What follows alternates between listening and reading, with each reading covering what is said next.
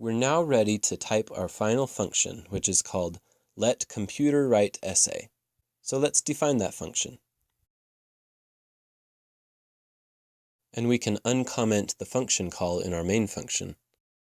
Oh, and it looks like I forgot to do that for the previous function, so let's uncomment both of them.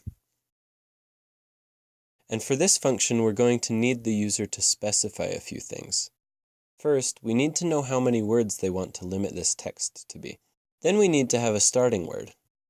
Of course, we could just choose a random word to start with, but to keep things simple and avoid accidentally choosing a word that shouldn't start a sentence, let's just have the user choose it. So let's display text asking them for input. And we'll need a scanner for the text. Of course, at this point you might be wondering why we've made so many scanners. It's true, we could only use one as long as we passed it from function to function, or simply made it a member of our predictive text class. And if you'd like to do it that way, go ahead. I don't really have a good reason for not doing it that way. But one thing you should do is create a separate scanner for number input. Trying to use the same scanner for both numbers and text can result in a funny keyboard input error. So let's just avoid that by making two scanners here.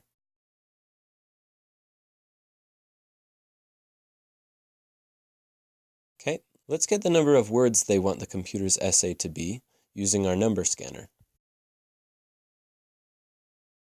And then let's get what word they want to start with using our text scanner, and we'll store that in a string.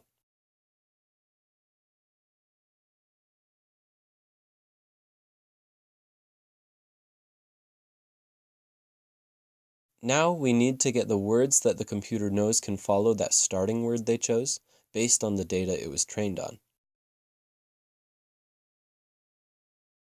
And just in case the word they give us doesn't exist in the computer's brain yet, we need to have a backup plan. So we check if that list of following words is null, and if it is, we'll just choose a starting word randomly.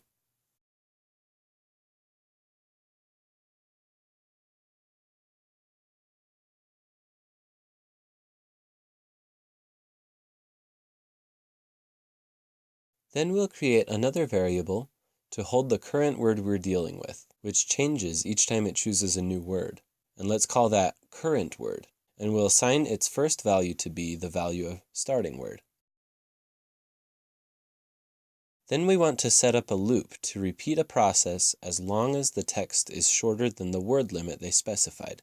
And we'll need an integer variable to count how many words there currently are each time the loop iterates. Inside the loop, we're going to do the same thing we did above, which is passing in a key and getting the value, which is a list of words that can follow that key, which is our current word. And keep in mind, this will change for each repetition of the loop. And we have to be careful, because if at any point the word doesn't have any possible words to follow it, we need to break out of the loop and end the essay. Otherwise, we'll get an error. We also need to print out the starting word separate from the loop, so we'll just print it out followed by a space on the first iteration of the loop. And if you're clever, you're probably wondering why I don't just print it out outside of the loop before the loop even starts. I don't have a good reason for doing it this way, other than I was probably tired when I programmed this and I don't really want to film it again. Okay. Another important part of the loop will be incrementing the word counter variable that our loop depends on. So we'll make it go up by 1 each time the loop repeats, because we're adding another word to the computer's text each time. Now we get to add the code for the computer program to actually choose new words each time. We'll start by letting the computer choose a random number in order to choose one of the values from its list.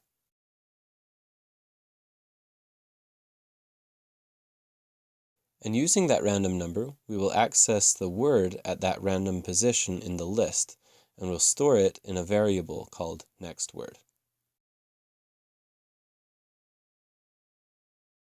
We will now print that word, followed by a space. Keep in mind this will happen each time the loop repeats, but the word will be different each time. And finally, in order for the loop to use the next word as a key for looking up following words on the next iteration, we need to assign the value of next word to our current word variable.